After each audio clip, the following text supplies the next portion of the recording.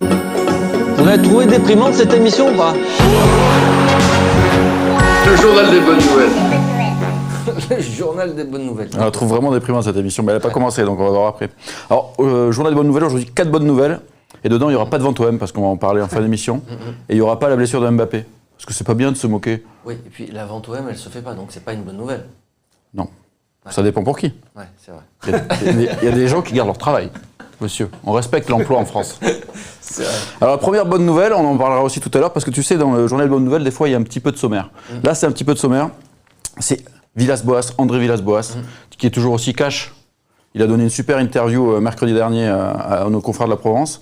Et voilà, on a retrouvé notre ami de la conférence de presse. Tu lui poses des questions, il donne des réponses. Alors dans ce milieu-là, des fois, c'est étonnant, tu vois. Donc là, il nous parle de Niang, non, j'en veux pas. Il nous parle de nombre de recrues, il donne les détails. Il explique comment il a fait sa liste de 15 joueurs. Il parle des départs. Il parle aussi du fait qu'il peut parler avec McCourt directement. Donc on a un coach qui est toujours aussi cash, qui est toujours aussi franc. Et ça, c'est vraiment une bonne nouvelle. C'est vrai. Est-ce qu'il y a d'autres bonnes nouvelles? Et oui, il y a d'autres bonnes nouvelles. Il y a des matchs amicaux. Vous les avez regardés, j'espère. Hein. Vous êtes sérieux un petit peu? Un petit peu, ouais. Alors, la semaine dernière, il y a eu 2 matchs amicaux. Donc, il y en a eu un premier face à une des 3 allemandes, donc je ne vais pas tenter de prononcer le nom. Et, une belle victoire 6-1, et surtout des minots qui régalent, doublé de Hacké, un joli but de Chabrol, Camara qui marque et tout. Donc ça, c'était sympa de voir les minots se faire plaisir. Par contre, il y a eu la première défaite le samedi. Alors, le match amicaux, défaite, victoire, on s'en fout. Hein. Villas-Boas, il a expliqué, c'est juste là pour travailler les automatismes. Mais moi, j'ai trouvé ça intéressant aussi la défaite, parce que là, c'était face à une D1 slovaque, le FC DAC, si je me souviens bien. Et c'était intéressant parce que l'équipe était quand même en canne au niveau physique, même s'ils commençaient leur préparation. Mais ils sont bien rentrés dedans l'OM, avec un gros pressing, et je pense que ça a peut-être remis un peu les idées en place de certains.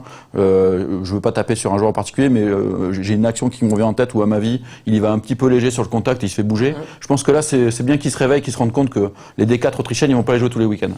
Donc c'est bien un petit peu de se remettre aussi dans un rythme un peu plus violent. Mais tout ça, ces matchs amicaux, ça reste des bonnes nouvelles. On voit nos Olympiens jouer. Autre bonne nouvelle. Autre bonne nouvelle, je vais aller un petit peu plus vite, c'est quand même la deuxième recrue qui a été officialisée aussi la semaine dernière. Balerdi, option d'achat non obligatoire. Villas-Boas le décrit comme un joueur plutôt technique, assez élégant. Donc ça, c'est une bonne nouvelle. Il en a déjà 2 sur 4. Et le mercato olympien se fait toujours avec 0 €. Et donc ils s'en sortent déjà bien. Ça, c'est une bonne nouvelle. Et enfin, la dernière bonne nouvelle, ça va être notre premier gros débat. On a enfin un directeur sportif, un head of football. Il est arrivé. C'est Pablo Longoria. Alors, on comprend mieux pourquoi Papy Zoubi, il voulait pas trop rester.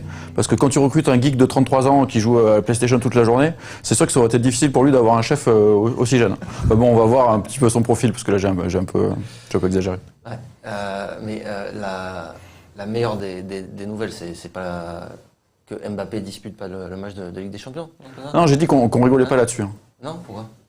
Parce que c'est pas bien. Mais ça reste une bonne nouvelle quand même. Non, ça reste une bonne nouvelle quand même. Ah ouais.